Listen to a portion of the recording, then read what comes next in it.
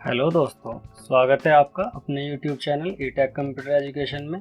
जैसा कि आपको पता है कि हम अपनी एक माइक्रोसॉफ्ट एक्सेल की सीरीज़ लेके आए हुए हैं और माइक्रोसॉफ्ट एक्सेल में हमने जितने भी चैप्टर्स अभी तक बताए हैं 3 चैप्टर्स हम अपने ऑलरेडी क्रिएट कर चुके हैं, जिसका डिस्क्रिप्शन में हम आपको लिंक दे देंगे। MS एक्सेल के अंदर जो भी हमारे ऑप्शंस रहे हैं, जैसे कि पार्ट 1 में हमने सारा का सारा एक्सेल का इंट्रोडक्शन कराया था। उसके बाद हम आपके लिए ये सारे ऑप्शन, हमने सारी चीज़ें आपको बता दी थी। अब इसी के बेस पे हम एक नेक्स्ट ऑप्शन लेके आए हैं आपके लिए। इंसर्ट में जाने के बाद में पाइवट टेबल, ये एक इस तरीके की टेबल है जो हम इसमें बनाते हैं। शीट्स का तो वर्क हम करते ही हैं, सारी की सारी शीट्स हमारा इसी डेटा से बनती है, लेकिन इसके अंदर एक हम समराइज डेटा बनाते हैं जिसको हम बारी बारी चेंज करके देख सकते हैं। सपोज़ करो हमारे पास में बहुत सारे कंपनीज में एम्प्लॉयज़ हैं और हमने चेक करना है कि किस एम्प्लॉयज़ ने किस मंथ में कितनी सेल्स की है। तो उसका हम कैसे रिकॉर्ड पीछे से अब तक का निकालेंगे कि किस महीने में किस बंदे ने कितनी सेल की, क्या सेल कर दिया। तो ये डेटा हमारे पास में किस तरह से निकलेगा, अगर आप उसको नॉर्मली बना सकते हो। जैसे कि मेरे पास में एक फ़ाइल है ये, अगर हमने इसमें इसके अकॉर्डिंग चले और हमने यहाँ से निकालना चाहा कि तो हम जनवरी में किसने क्या किया, तो हम यहाँ पे इस डेटा में निकाल सकते हैं। लेकिन अगर इसी ही चीज़ को हम और बड़ी टेबल बना देते हैं तो ये चीज़ें निकालनी इम्पॉसिबल हो जाएगी, इसको हम नहीं निकाल सकते। अगर निकाल भी ली तो बहुत ज़्यादा टाइम लगेगा। उसी के बेस पे हम एक टेबल बनाते हैं, पाइवट टेबल। इस टेबल के अकॉर्डिंग हम इस डेटा को 1 मिनट के अंदर चुटकियों में फ़िल्टर कर सकते हैं। चलिए देखते हैं किस तरह से हम इसका यूज़ करेंगे। जैसे कि आप देख सकते हैं हमने यहाँ पे दिया हुआ है serial number, name, month, year और सेल। ये 4 हमने इसमें मेन्यू दिए हुए हैं कि ये आकाश ने जनवरी के महीने में 2012 में 56,000 रुपये की सेल की।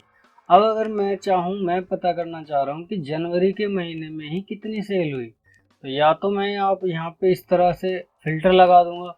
अब यहाँ से मुझे सर्च करना है जनवरी, तो जनवरी में पता चल जाएगा कि 2012 में 56,000 रुपये की सेल की। ठीक है। लेकिन अगर हमने इसमें और मंथ देखना चाह रहे हैं तो इसका एक दूसरा समराइज डेटा अलग तरीके से हम देखना चाहते हैं। देखो, मैं इसको फिल्टर हमने रिमूव किया। क्या करना है, हमने सबसे पहले इस डेटा को सिलेक्ट करना है इतने एरिया में, फिर पाइवट टेबल पर क्लिक करेंगे। जैसे ही आप पाइवट टेबल पे क्लिक करते हैं तो आपके सामने एक ये ऑप्शन आ जाता है, क्रिएट पाइवट टेबल।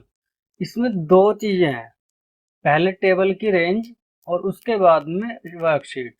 जो डेटा, जो आउटपुट आप यहाँ पे लेके आना चाह रहे हो, तो वो इसी सीट पे लेके आना चाह रहे हो या नई वर्कशीट पे लेके आना चाह रहे हो, वो सारी चीज़ें आप यहाँ से सिलेक्ट कर सकते हैं। जैसे इतना ही डेटा हमने सिलेक्ट किया है, रेंज हमारी ऑलरेडी सिलेक्ट है। अब हम इस ही वर्कशीट पे ही इस डेटा को समराइज करना चाह रहे हैं, तो हमने एग्जिस्टिंग वर्कशीट किया और लोकेशन दे दी इसको कोई भी।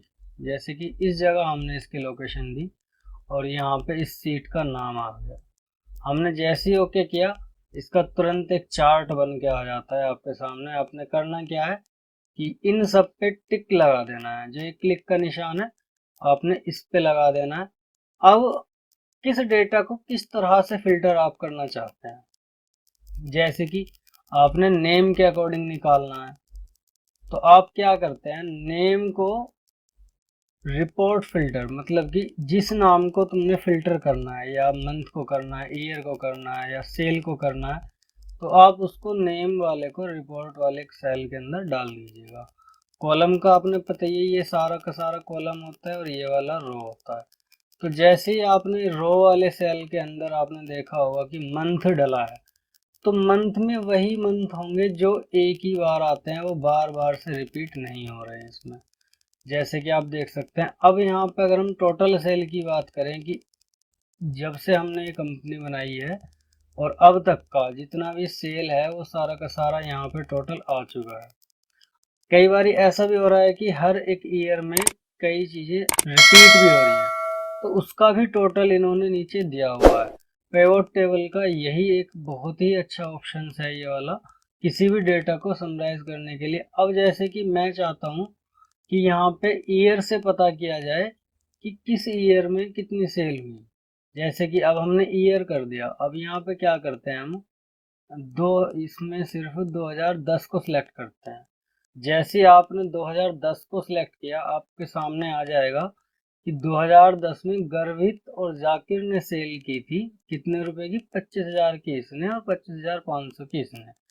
उसके साथ साथ में इन्होंने मंथ भी खोल के दे दिया है, जिससे हमें ये पता चल जाता है कि हाँ हम क्या चीज़ देखना चाह रहे हैं। उसको टोटल ही अब देख सकते हो, जैसे कि यहाँ सामने आपके नाम के साथ में भी सेल ओपन है। तो इस तरह से हम अपनी ही जितनी भी सेल की हुई है या अपना जो भी हमारा डेटा है, ज़रूरी नहीं है कि हम सिर्फ सेल और इन सब चीज़ों का ही पता लगा सकें। जिस प्रकार का आपके पास में डेटा है और आपके पास में उसकी ज़रूरत है, आप उसके अकॉर्डिंग ही इसको चेंज भी कर सकते हैं, कोई ऐसा इशू नहीं है। बशर्ते आपको पता होना चाहिए कि किस तरह से हम अपने डेटा को फिल्टर कर सकते हैं, मतलब किस तरह से अपने डेटा को समराइज कर सकते हैं। इसी तरह से इसको हम चेंज करते रहेंगे। जैसे अगर आपने नेम को इधर लेके आना है तो आप मंथ को, लेकिन वैल्यूज़ के अंदर आपने सेल को रखनी है, क्योंकि वैल्यूज़ का मतलब होता है टोटल सेल। अब आप यहाँ देख सकते हैं नेम हमारे रो वाले पोर्शन में आ गए हैं और मंथ हमारे ऊपर आ चुके हैं। दोस्तों, यदि आप हमारे चैनल पर नए हैं तो हमारे चैनल को सब्सक्राइब करना बिल्कुल ना भूलें और बेल आइकन को ज़रूर प्रेस कीजिएगा। इससे हमारी जितनी भी वीडियोस हैं वो आप तक कंटिन्यू इसी तरह से पहुंचती रहें। और देखते रहिएगा हमारे वीडियोस को एंड लाइक एंड शेयर ज़रूर कीजिएगा। Thank you.